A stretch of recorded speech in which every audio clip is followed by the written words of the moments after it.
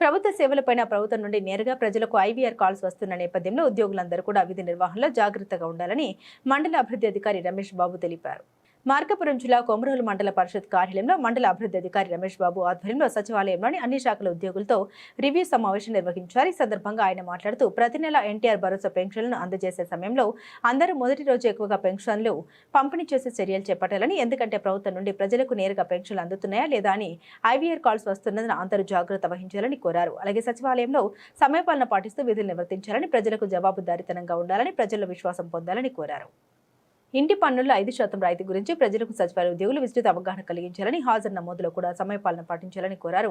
స్వచ్ఛరథం గురించి ఇతర అంశాల గురించి క్షుణ్ణంగా వివరించారు. ఈ కార్యక్రమంలో ఉప మండల అభివృద్ధి అధికారి ప్రసాద్ ఇతరులు పాల్గొన్నారు. అందరూ సచివాలయ సిబ్బందితో కలిసి చిన్న అవగాహన నిర్వహించడం జరిగింది. ఈ అవగాహనలో ముఖ్యంగా సచివాలయ సిబ్బంది అందరూ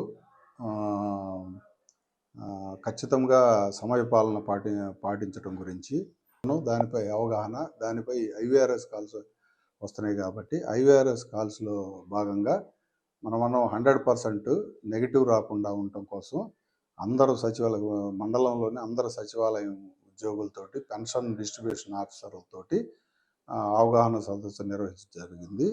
దీంట్లో ముఖ్యంగా ఏంటంటే దీనిపై ఐవీఆర్ఎస్ కాల్స్ వస్తున్నాయి కాబట్టి మన మండలం 88% ఉంది, పాజిటివ్ ఉంది. దాన్ని 100% పాజిటివ్గా తీసుకెళ్ళడానికి ఏమేమి చర్యలు తీసుకోవాలనేది వాళ్ళకి అవగాహన కల్పించడం జరిగింది.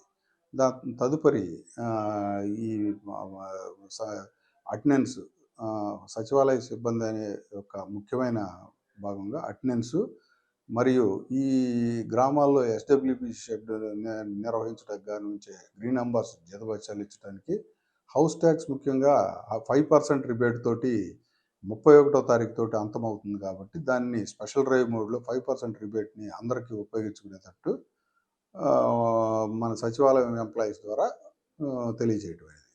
దీంతోపాటు డోర్ టు డోర్ కలెక్షను పై ప్రజలకి అవగాహన కల్పించడానికి ఏమేమి చర్యలు తీసుకోవాలి, మరియు స్వచ్ఛ రథం మన గ్రామాల్లో పర్యటిస్తుంది కాబట్టి స్వచ్ఛ రథం పర్యటించేటప్పుడు పంచాయతీ అభివృద్ధి అధికారి, గ్రీన్ అంబాసిడర్లు కలిసి గ్రామాల్లో పొడి చెత్తని స్వచ్ఛ రథానికి అందజేస్తే దానికి సరిసమానమైన విలువ గల